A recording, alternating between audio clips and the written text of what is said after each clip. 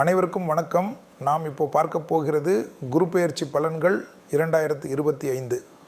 மனிதனுக்கு ஏதாவது ஒரு விடிவு வராதா என்பதற்காகவே பார்க்கக்கூடிய பெயர்ச்சிகளில் மிக முக்கியம் சனி பெயர்ச்சி, ராகு கேது பெயர்ச்சி, குரு பெயர்ச்சி. ஆனால் அதில் குரு பெயர்ச்சி என்றால் விசேஷம். குரு வந்தால், குரு பார்வைப்பட்டால் நமக்கு ஒரு விமோசனம் என்று எல்லோருக்கும் தெரிந்த விஷயம். அப்பேற்பட்ட குரு பெயர்ச்சி வாக்கியபடி ஆகக்கூடிய நாள் 11/5/2025, திருக்கணிதம் படி 14/5/2025.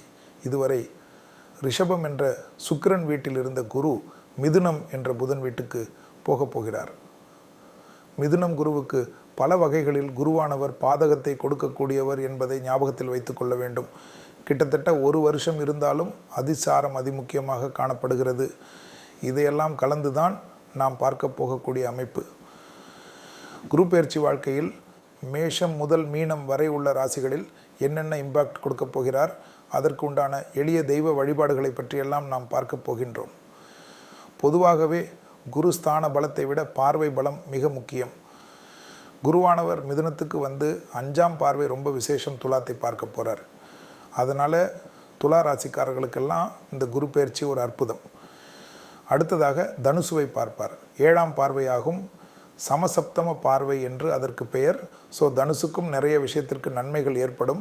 அத்துடன் 9ஆம் பார்வையாக குருவானவர் கும்பத்தை பார்வையிடுகிறார். 7.5 சனியில், ஜென்ம சனியில் கஷ்டப்பட்டிருந்த கும்பராசிக்காரர்களுக்கு இந்த குரு பெயர்ச்சி ரொம்ப விசேஷம்.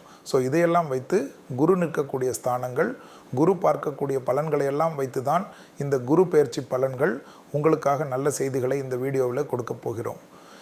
இப்போது அடுத்ததாக பார்க்கக்கூடிய ராசிக்காரர்கள் யாரு மகரம். திருவெண்காடு, முதுகு தண்டுவடம், கழுத்து பகுதி, கழிவு பாதையில் சிறு உபத்திரத்தையும் கவனமாக பார்த்து கொள்வது மிக மிக முக்கியம். 5ஆம் இடத்திலிருந்து குரு 6ஆம் இடத்துக்கு போகிறார். கோர்ட் கேஸ் வழக்கிலெல்லாம் ரொம்ப கவனமாக இருக்கணும். யாருடைய ஜவாப் ஜாமீனுக்கு போகக்கூடாது. சாதாரண சண்டையில் போயிட்டு கூட பஞ்சாயத்து பேச போனீங்கன்னா போலீஸ் ஸ்டேஷனில் போயிட்டு நீங்கள் கைகட்டி உட்கார வேண்டியது இருக்கும். வடிவேலு மாதிரி கேர்ஃபுல்லாக பார்த்துக்கோங்க. எனவே மகர ராசிக்காரர்கள் சட்டத்துக்கு புறமானவர்களுடைய நிழல் கூட ஆண்டாமல் பாதுகாத்து கொள்ள வேண்டும். வார்த்தைகளுக்கு மதிப்பு மரியாதையும் சமூகத்தில் ஏற்படும். தொழில் வரும். வேறு என்ன வேணும்? தொழில், உத்தியோகம், வியாபாரம், படிப்பு சம்பந்தப்பட்ட தடைகள் தவிடுபடியாக்கும். ஸ்டைலாக விசிட்டிங் கார்டு போடலாம். ஸ்டைலாக முதலாளிகள் ஆகலாம். அடிமை தொழிலிலிருந்து தனிப்பட்ட தொழில் தொடங்கக்கூடிய அதி அற்புதம் ஏற்படும். சுபவிரய பிராப்தம் ஏற்படும். நிலம் வாங்குவது, வீடு கட்டுவது, புது வீடு கட்டுவது, ஏற்கனவே வீடு இருந்தால் இன்னொரு வீடு வாங்குறது, 2 பெட்ரூமில் இருப்பவங்க 3 பெட்ரூமுக்கு போகிறது, 4 பெட்ரூமில் இருக்கிறவங்க தனி வீடு வாங்குறது, வண்டி வாகனம் மாற்றுறது, தங்கத்தில் முதலீடு பண்ணுறது, உங்கள் ஷேர் எல்லாம் பெரிய அளவுக்கு பணம் ஜம்ப் ஆகக்கூடியது, திடீர் அதிர்ஷ்டம் ஏற்படுவது, எதிர்பார்க்காத இடத்திலிருந்து நல்ல செய்தி வருவது, வார்த்தைக்கு மதிப்பு மரியாதையும் கூடுவது போன்ற நல்ல விஷயங்கள் எல்லாம் மகரத்துக்கு ஒன்றன் பின்னொன்றாக வருவது கண்கூடாக பார்க்கலாம். அதே சமயம் 6ஆம் இடத்தில் இருக்கக்கூடிய குரு உணவு மூலியமாக, வயிற்றில் உள்ள பூச்சிகள் மூலியமாக தேவையில்லாத தியாக ஆரோக்கிய குறைபாடுகளை ஏற்படுத்துவார் என்பதை மட்டும் ஞாபகத்தில் வைத்து கொண்டால் மற்ற விஷயமெல்லாம் இந்த குரு பெயர்ச்சியில் விசேஷம் விசேஷம் விசேஷம்.